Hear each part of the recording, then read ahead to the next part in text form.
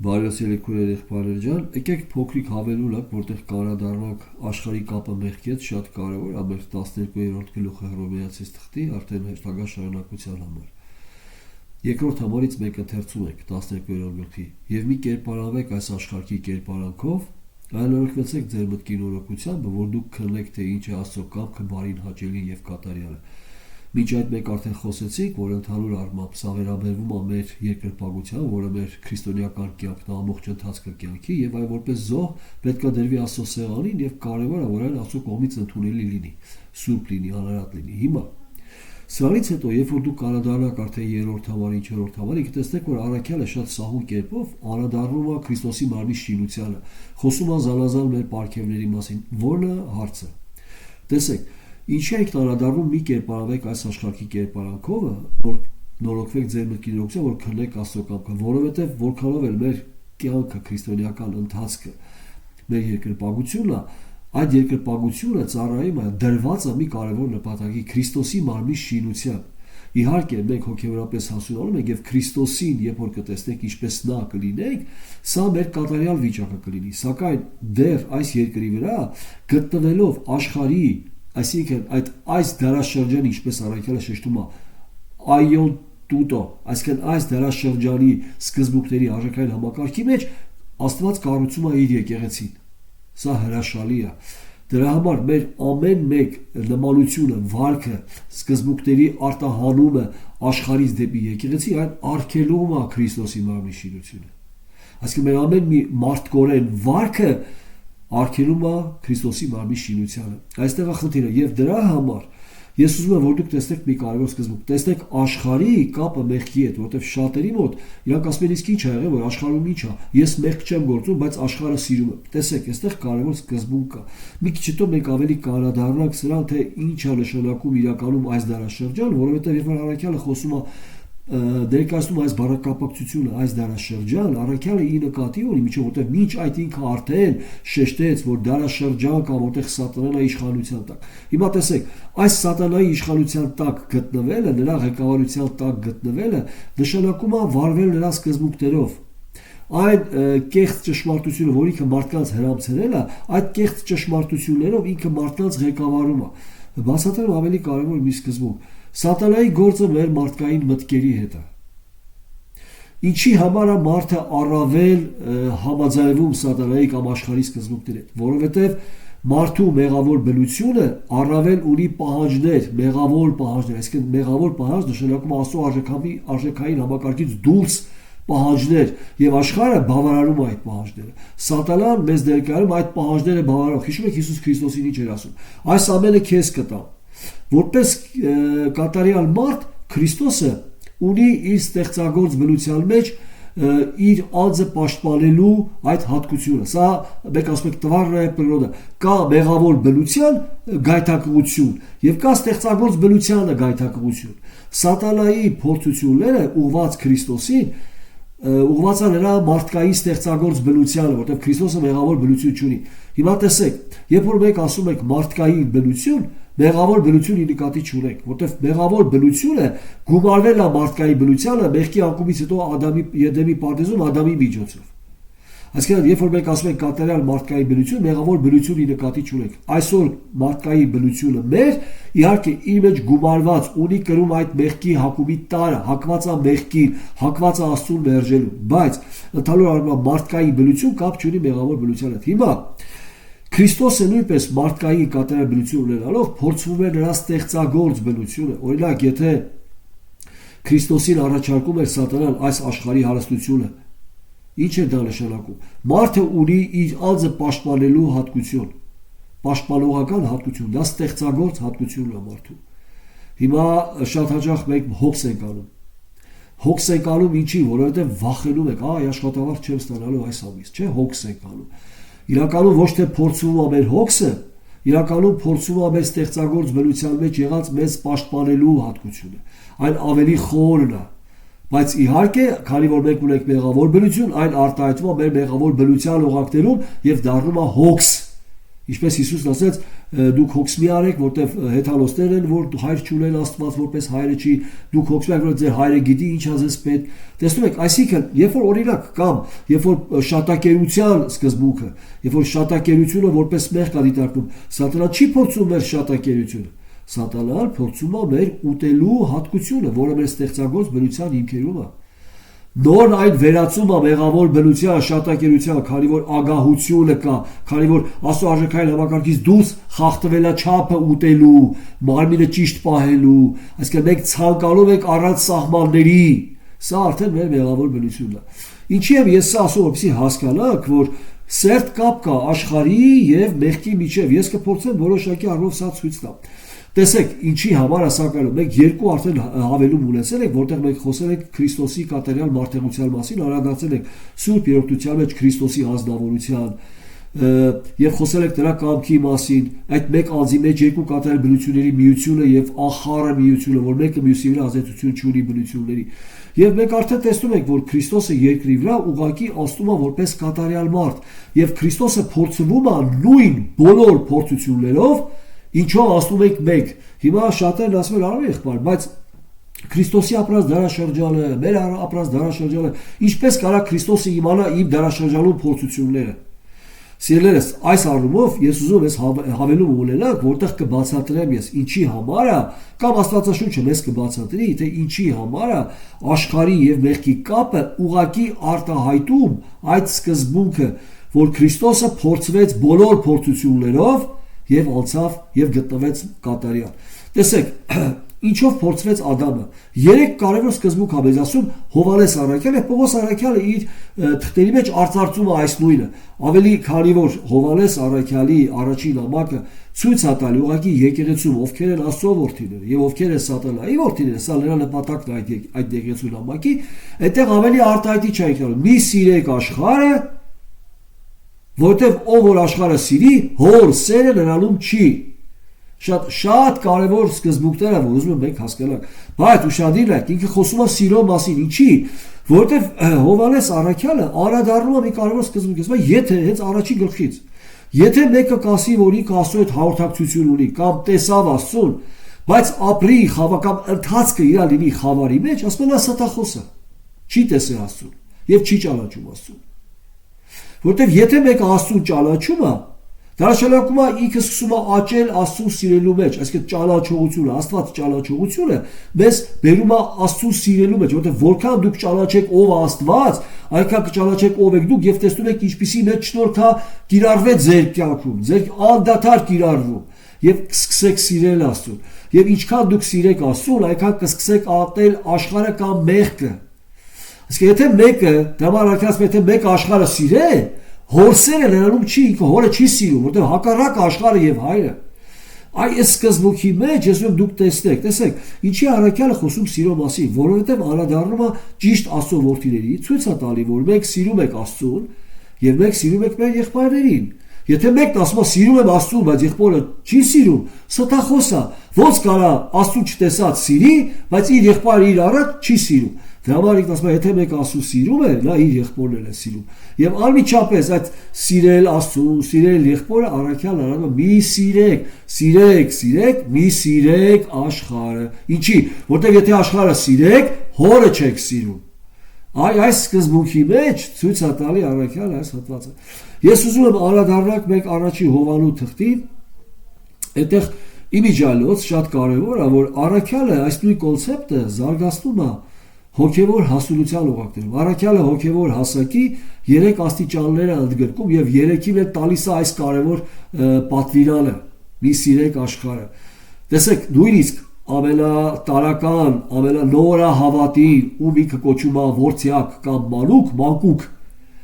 նրանք, որոնք ուղղակի պարզապես ճանաչում են Աստծուն, որ փրկվել են Աստծով, դեռ չեն ճանաչում Աստծո ծրագիրը, Աստծո մեծությունը, խորությունը, ողորմությունը դեռ չեն զգացել իրենց կյանքում անդադար։ Այո, փրկության առումով զգացին, բայց չեն զգում, որ անդադար Աստված կիրառում այդ շնորհքը իրենց կյանքում։ Նույնպես նույնիսկ այս կատեգորիային, այս հոգևոր հասունության, այս աստիճանին, նույնիսկ առաքյալը այստեղ ասում, որ մի սիրեք աշխարհը։ 3 կատեգորիա։ Եկեք անդրադառնանք առաջի Հովանու 2-րդ գլխին եւ այդ օղակներում, որտեղ խոսքը վերաբերվում է մեղքի հետ պայքարի, նաև այս հոգևոր հասունությունը կամ հոգևոր հասակը դրված որպես պոտենցիալ կարողություն մեղքի դեմ պայքարի, առաքել այդ օղակներում ասում է միս 3 աշխարհ եւ ներկայացնում է թե ինչ է աշխարհը 3 կարևոր սկզբունքով, որը կտեսնեք Քրիստոսի կյանքում։ Այսինքն, երբ որ Քրիստոսը բոլոր փորձությունները անցավ, նշանակում է փորձության այս 3 կատեգորիաները անցավ, որը աչքերի ցանկություն, մարմնի ցանկություն, այս կյանքի անբարտավանություն։ Հետաքրքիր է, որ Սատանան Քրիստոսի 3 փորձությունների մեջ կիրառում է 3-ը միասին։ Ամեն մի փորձության մեջ կա մարմնի ցանկությունը, աչքերի ցանկությունը եւ այս կյանքի անբարտավանությունը։ Օրինակ, երբ որ Սատանան ասում է այս ամենը քեզ կտամ, սա ի՞նչ է, այս կյանքի անբարտավանությունը, իշխանություն ունեցի։ Տեսնում եք։ Սա շատ կարևոր է, կամ ցույց տվեց այդ հարստությունը իր ճոխությունով, իր փառքով, ցույց տվեց աչքերի ցանկությունը։ Դուք որ մի բան նայում եք, ցանկանում եք, ուզում եք այդ ունենաք, ինչի, որովհետև նաև փորձում է ձեզ զգուշության կամ ձեր անձը պաշտպանելու հատկությունը, այ որ սա ունենամ, ապա հով կլինեմ, փորձում այդ հատկությունը, բայց այն մղում է ձեզ ագահության, ասում է սահմանը, ագահությունը ձեզ պաշտպանելու հատկությունը արդեն վերածված մեղավոր բնության, մեղավոր հատկության, ագահության։ Տեսեք, սրանք շատ կարևոր է, որ մենք հասկանանք։ Ուստի եկեք անդրադառնանք Հովանու առաջի թղթի 2-րդ գլխին։ 12 համարից Հովանի առաջի 2-րդ գլխի 12։ Գրում եմ ձեզ որդյակներ, որ ձեր մեղքերը թողված են ձեզ նրա անունի համար։ Սա որդյակներ, սա 3 աստիճան են հոգևոր հասունության, հոգևոր հասակի։ Գրում եմ ձեզ որդյակներ, որ ձեր մեղքերը թողված են ձեզ նրա անունի համար։ Գրում եմ ձեզ հայրեր։ Տեսեք, խոսքը վերաբերվում արդեն հոգևոր հասակին եւ մեղքի դեմ պայքարի մեջ այդ պոտենցիալը ներդրված։ Գրում եմ ձեզ հայրեր, որ դուք ճանաչեցիք նրան, որ սկզբից է։ Հայրերը հոգևոր հասունություն արդեն ունեն բավարար փորձառությունով։ Տեսեք, դուք կարող ունենաք հոգևոր հասունություն եւ այդ հոգևոր հասունությունը առաքյալը ուղղակի որոշակի արտահայտություններով ցույց է տալի։ Ինչ է նշանակում հոգևոր հասունություն, հայր։ Ինչի հայր, որովհետև ինքը ունի փորձառություն տարիների ընթացք։ Ոչ միայն աստվածաշնչյան ճշմարիտ վարդապետություն ունի, այլև այդ վարդապետությունը փորձառաբար կիրառելը ունի։ Օրինակ երիտասարդը ունի վարդապետությունը մեղքի դեմ պայքարում, բայց փորձառությունը չունի։ Ինքը այստեղ անդրադառնում է մանկուկ, հայրեր եւ երիտասարդներ։ Սա հոգևոր հասակի 3 կատեգորիաներն է։ Առաքյալը հենց այնպես չէ, եւ այս 3-ին էլ ուղղում է կարևոր սկզբունքը։ Մի սիրեք աշխարհը։ Ինչի եւ ցույց է տալի, որտեղ աշխարհի մեջ են այս 3 կարևոր սկզբունքները՝ աչքերի ցանկությունը, մարմնի ցանկությունը եւ այս կյանքի անբարտավանությունը։ Ով որ սիրի աշխարհը, հորսերը նրանում չի։ Աշխարհը սիրողը սիրում է Աստծուն հակառակ արժեքային համակարգը։ Աշխարհը սիրողը սիրում է իր կարիերան։ Աշխարհը սիրողը չի սիրում Աստծո արքայությունը, որ մեր ապագայում պիտի ունենանք։ Տեսնում եք, այս սկզբունքների մեջ ուզում եմ որ դուք տեսնեք մեղքի եւ աշխարհի կապը, որպեսզի հետագա մեր ընթացքը, երբ որ մենք արդեն խոսենք, առավել պարզ լինի։ Եվ իմիջիայլոց մեզ համար շատ կարևոր դեր է խաղում Քրիստոսի մարտհեղությունը ընկալելը, որտեղ Քրիստոսը փորձվեց բոլոր փորձով, Եբրայեցիս թուղթն է ասում, բոլոր փորձություններով անցավ բոլոր եղբայրները առանց մեղքի։ Սիրելիներս, շատ կարևոր է որ մենք հասկանանք, որ Քրիստոսի անձը մեկ անձը Քրիստոսի իր մեջ կրում է եւ կատարյալ աստվածային եւ կատարյալ մարդկային բնություն, փորձվում է Քրիստոսի կատարյալ մարդկային բնությունը, կատարյալ բառով ուղակի շեշտվում է աստվածաբանության մեջ Քրիստոսի ամբողջական մարդեղությունը, այսինքն Քրիստոսը մեզանից պակաս չի փորձվել, ոչ թե մի քիչ թույլ է փորձվել անցելը, ամբողջական եւ առավել է փորձվել, յուրահատուկ կերպով է փորձվել։ Այսինքն այդտեղ որտեղ առաջի Ադամը ընկավ եւ մեկ Ադամից հետո Քրիստոսը այդտեղ անցավ նույն փորձությունը, նույնը Սատանան փորձեց Ադամին 3 այս կատեգորիաներով, այս սկզբունքներով փորձության։ Աչքերի ցանկություն կնայեք, մենք կանադառնանք Ծննդոց 3 գլխի 6 համարին, կտեսնենք Եվան ցույց տվեց այդ պտուղը, տեսավ, որ հաճելի է աչքերին եւ հաճելի է ուտելու համար, միգուցե հոտը առավ, համը առավ, զգաց հոտը, ախորժակը քաշեց լավ է ուտելու համար եւ նաեւ լավ է իմաստուն անելու համար, որը հայկական թարգմանությունների մեջ չի գրվել։ Կանադառնանք սրա եւ կերավ այս 3-ը, որովհետեւ լավ է իմաստուն, այ ուտեմ, ես արդեն չար ու բարին կճանաչեմ, իմաստուն կլինեմ, ես ինքս կորոշեմ, ինչ անեմ, ինչ չանեմ։ Հաճելի է, ինչ սիրուն է, այ ինչ համով է ուտելու համար, մարմնի ցանկություն, աչքերի ցանկություն եւ այս կյանքի ամբարտավանություն, իմաստուն կլինի։ Տեսնում եք, կամ բառացի նշանը գրածա իմացություն կունենա։ Եկեք ամբողջացնենք այս հատվածը։ Գրում եմ ձեզ որդյակներ, որ ձեր մեղքերը թողված են ձեզ նրա անունի համար։ Գրում եմ ձեզ հայրեր, որ ճանաչեցիք նրան, որ սկզբիցն է։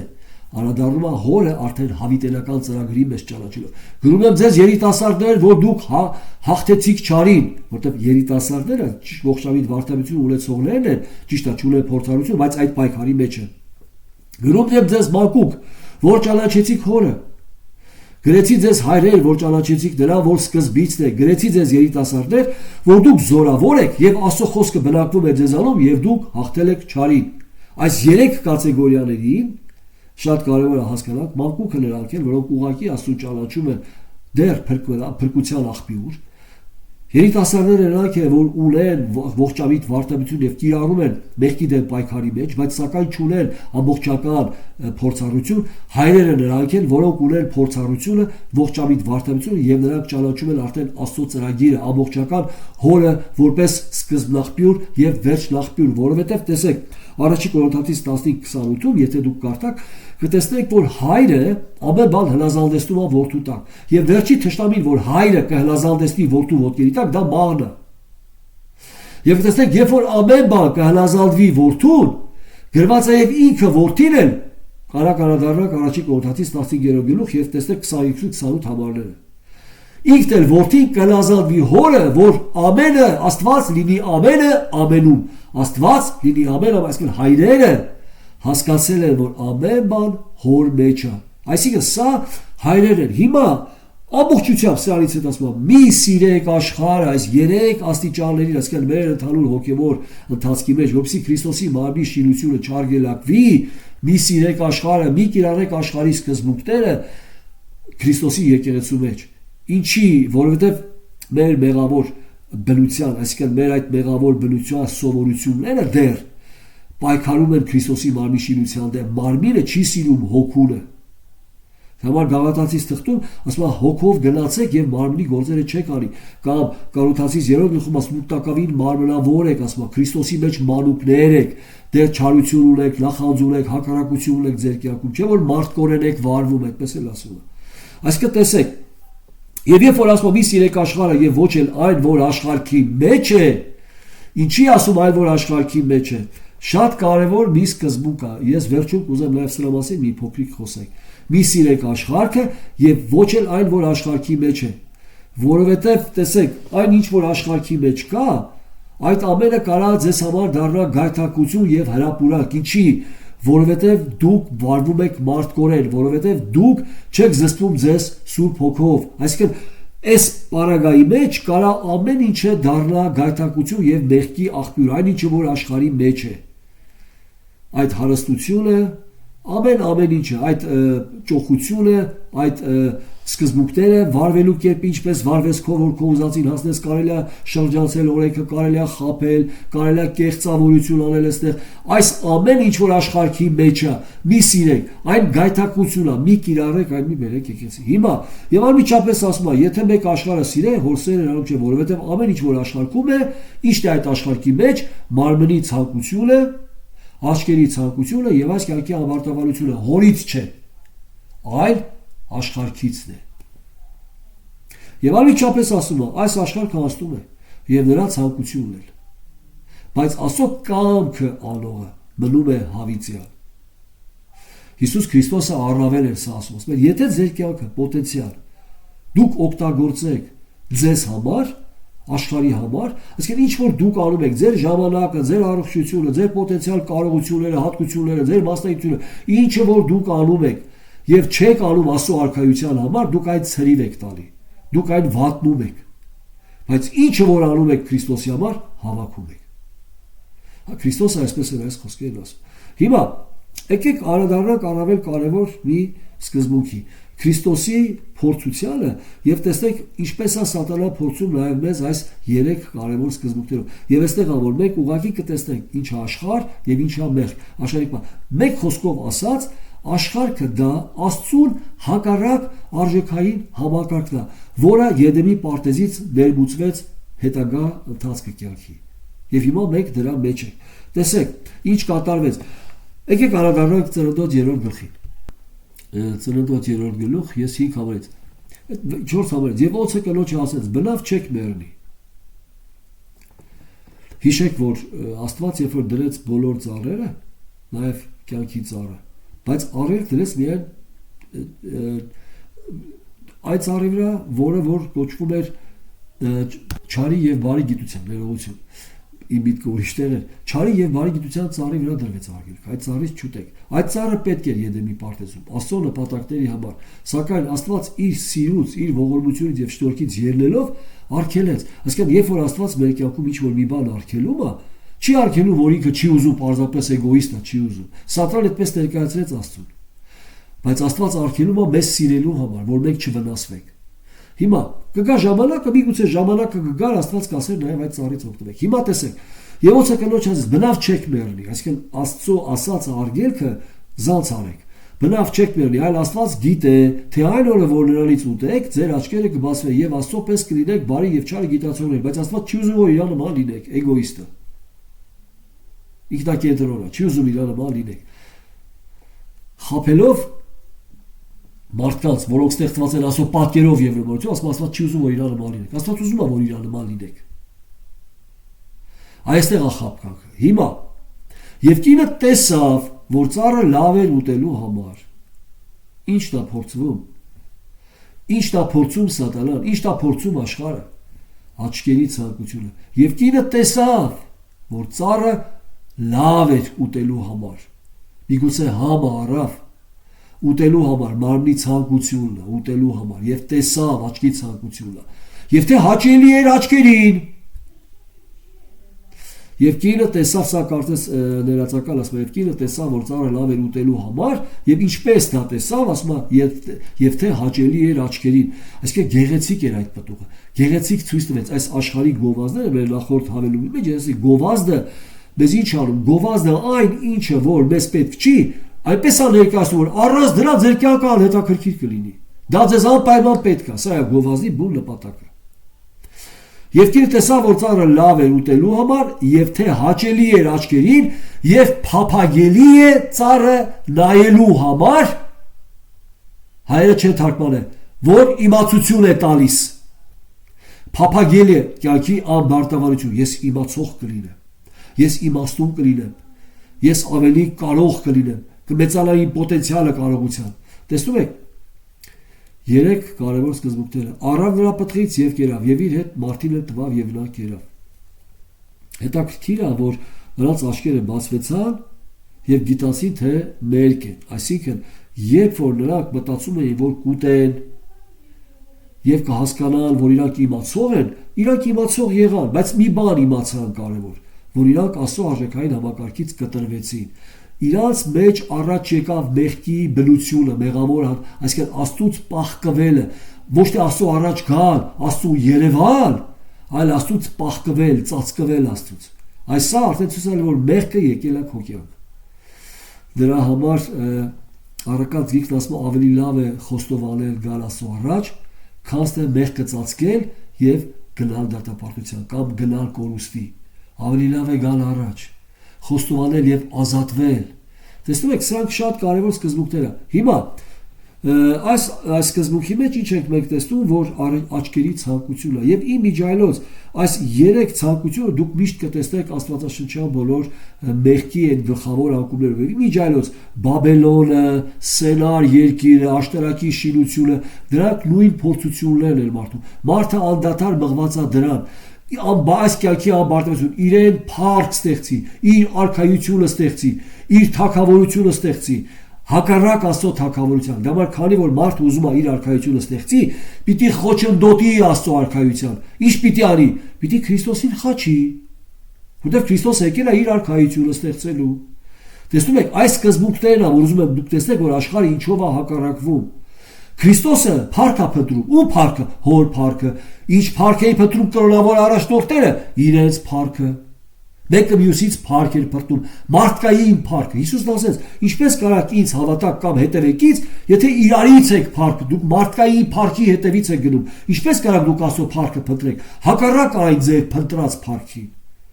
այս այը, որ աշխարհի եւ մեղքի կապը ցույց է տալի, որ այն ինչ որ աշխարհքումն է, այն ուղղակի մեղք է, մեղքն է աշխարհքում, սիրելիներս։ Առաքյալ եթե բառացի ասենք, ասել մի սիրեք մեղքը, տեսեք, ուշադիր նայեք Նավեյան Հեսուի պարագայում, եթե նայեք Նավեյան Հեսուի 7-րդ գլուխը նայեք 20-ից 21 համարները, եկեք անդրադառնանք, տեսեք ինչ է ասում ակարը, ինչպես է փորձվում, տեսա ասում է, տեսա այդ վերարկուն, եւ տեսա արծաթ, եւ տեսա մի ոսկի լեզու, եւ ցանկացի, չկարողացա, չնայած լսել էի, որ Աստված ասել էր, հանկարծ այդ պղտությունից ոչ մի բան չբերեք ձեր բանակ, իզրայելացիներ, չկարողացա ինձ զսպել եւ բերեցի վրանի տակ պահեցի։ Դրա պատճառով ամբողջ Իսրայելը պատժվեց, ամբողջ Իսրայելը։ Հիմա տեսեք, եկեք այդ հատվածը նայեք։ Եվ Աքարը պատասխանեց Հեսուին եւ ասեց. «Իրավ, ես Իսրայելի Տեր Աստծո դեմ մեղք գործեցի եւ այսպես ու այսպես արի», բացատրում է ինչպես արեց։ Այսինքն, ավարի մեջ, ավարը, երբ որ թշնամիների վրա հարձակվեցին եւ հաղթեցին եւ թշնամիների ունեցվածքը մնաց, Աստված ասեց. «Ոչ մի բան չբերեք այդտեղից»։ Այսինքն, ավարի մեջ մեկ լավ սցենարի վերարկու, մեկ լավ, տեսնում եք բառը արդեն, ինքը շեշտում է ինչպիսի վերարկու, լավ վերարկու եւ 200 սիկլ արծաթ եւ 50 սիկլ ծանրությամբ մեկ ոսկի լեզու տեսա եւ նրանց ցանկանալով առա, տեսա եւ ցանկանալով առա, վերցրեցի եւ ահա նրանքի վրանի մեջ են եւ սա դառավ նրա մահվան պատճառ, ամբողջ նրա ընտանիքի։ Տեսեք, կարևոր մի սկզբունք, որ մենք հասկանանք, աչքերի ցանկությունը սա է, աշխարհը մեզ այդ լեզուն է ցույց տալի ոսկու, այդ արծաթն է ցույց տալի, այդ վերարկուներն է ցույց տալի, սիրելիներս։ Սա կարևոր է, որ մենք հասկանանք, տեսեք, նորից որպեսզի մենք ընկալենք աշխարհի բարիքները, ինչ որ մենք ասում ենք բարիքներ, օգտագործեք, բայց եթե դուք ձեր կյանքը կապում եք դրանց, այսինքն դուք ասում եք առանց դրա իմ կյանքը անհետաքրքիր է, դա դառնում է ձեր գայթակղության առարկան, դա ի վերջո կդառնա ձեր Աստվածը եւ դա ձեզ կործանման կտանի, այսինքն դրա համար Քրիստոսը գլխավոր երագույն արժեքն է։ Հիմա ինչա սա ցույց տալի, որ մեր աչքերի ցանկությունը գլխավոր փորձության կարևոր կետերից մեկն է, նաեւ մեր մարմնի ցանկությունը եւ այս կյանքի անվարտավարությունը մեր բոլոր փորձությունների մեջ այս երեքը արկա է, ուշադիր եղեք սրա վրա։ Երկրորդ Թագավորաց 11:2 Դավիթը նայեց Բերսաբեին եւ ցանկաց եւ ինչ արեց, ընկավ սպանության մեջ եւ ստության մեջ եւ շնության մեջ, տեսնում եք, նայեց, այդ աղջկան նայեց, մերկությանը նայեց, տեսավ եւ ցանկացավ։ Մատթեոս 5:29 Հիսուսն է շեշտում, եթե մեկը իր սրտում ցանկանա, նայի մի կնոջ եւ ցանկանա, նայի եւ ցանկանա, արդեն իր սրտում շնություն գործեց, արդեն մեղքը գործեց։ Դրա համար պետք է շատ զգուշ լինեք։ Ծննդոց 3:6 հենց այս 3 կարևոր փորձությունների սկզբունքներն են, որ փորձվում է։ Տեսեք, կարևոր մի սկզբունք, որ մենք անդրադառնանք Քրիստոսի փորձությանը նայեք եւ առավել բարձ կլինի արդեն մեր այս աշխարհի եւ մեղքի կապը։ Առաջին փորձությունը եկեք նայեք, երբ որ Քրիստոսը սովեց։ Ինչ պիտի փորձի սատանան, ըստ ձեզ կարծիքի։ Մարմնի ցանկությունը։ Քրիստոսը կատարելապես մարտելով կատարյալ սովեց 40 օր։ Տեսեք, եւ փորձիչը նրա մոտ գալով ասեց. «Եթե Աստծո որդի ես, նաեւ փորձում է ամբարտավանությունը, չէ՞ որ դու Աստծո որդի ես»։ Բնագրի մեջ չի ասում եթե, բնագրի մեջ գրված է քանի որ Աստծո որդի ես։ Սերներս թարգմանությունները շատ կա, ես շատ հաճախ հատվածները որ ընթերցում եմ, փորձում եմ նաեւ բնագրի բառեր ասեմ, որպեսզի միտքը ավելի ճիշտ է։ Քանի որ Աստծո որդի ես, այսինքն ունես այդ իշխանությունը Աստծո որդի լինելու, ասա, որ այս քարերը հաց լինեն։ Հոր կամքից հակառակ ասա, հոր կամքը ո՞րն էր, ուխտավոր շրջանում Քրիստոսի, հոր կամքն էր, որ Քրիստոսը չուտի եւ փորձությունը անցնի։ Ինչ ասում սատանան, կեր, խնդիր չկա։ Գիտեք, մի հարց կարևոր, ինչքան մեղք էր պետք, որպիսի Քրիստոսը կործաներ իր Մեսիան։ Քանի մեղք էր պետք, ըստ ձեզ։ Մի փոքր մեղք, մեկ մեղք, ինչպես ընկավ Ադամը, մեկ մեղքով։ Մեկ հակառակություն Աստծո կամքին եւ վերջ։ Եվ Քրիստոսը սա շատ լավ գիտի։ Նա էլ պատասխան տվավ եւ ասեց. գրված է, այսինքն Աստված հայտնել է, ոչ միայն հացով կապրի մարդ, այլ ամեն խոսքով, որ դուրս է գալիս Աստծո բերանից։ Ինչի՞ չեմ ուտում, որտեվ հայրս ասել է, որ պիտի անցնես փորձությունը։ Ես իմ գլխավոր նպատակը իմ հոր կամքը կատարելն է, ոչ թե իմ փորը լցնելը։ Տեսնում եք ինչն է փորձում սատանան։ Կեր, Չէ որ դու կարող ես, դու իշխանություն ես այս քարը հաց անես, կեր, մարմնի ցանկություն, իշխանություն ունես կյանքի համար, օգտագործի քո իշխանությունը, քո կամքի համար, ոչ թե Աստծո արքայության համար, կյանքի ամբարտավանություն։ Քրիստոսի մեջ արկա է 3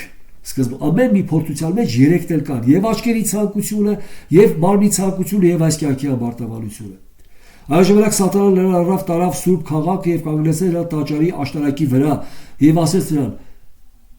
«Քանի որ Աստծո որդի ես, քեզ վայր գցիր,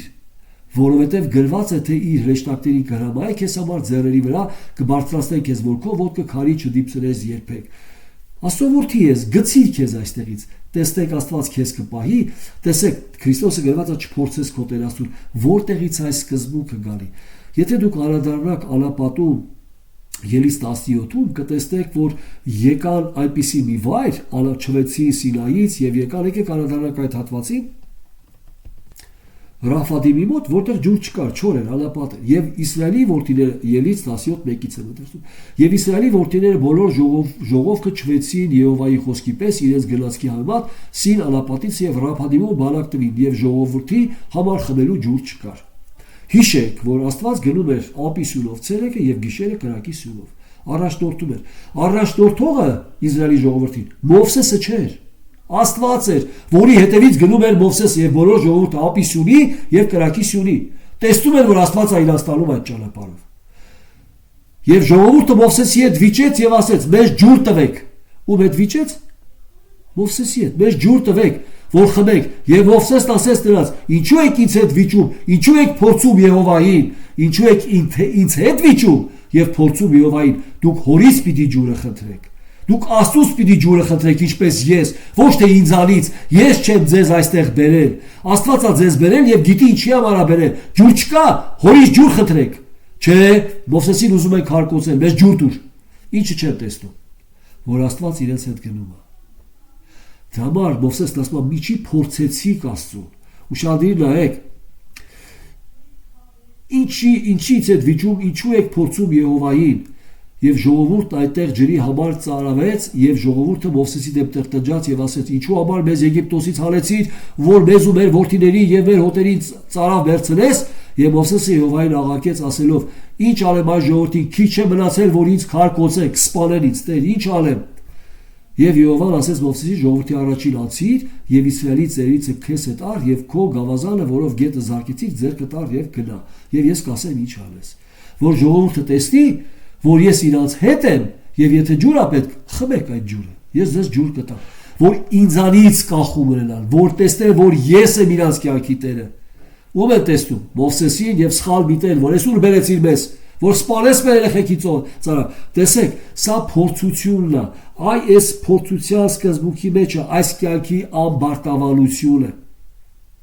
Սա շատ կարևոր է, որ մենք հասկանանք չփորձեք Տիրոջը։ Դա համար Հիսուսն ասեց, երբ որ ասես քեզ գցի, չէ որ գրված է, որ քեզ կպայի, չէ որ դու քանի որ Աստծո որդի ես, քեզ բան չի լինի։ Հիսուսն ասեց չփորձես քո Տեր Աստծուն։ Եթե պետք լինի, ես հանկարծ ընկնեմ,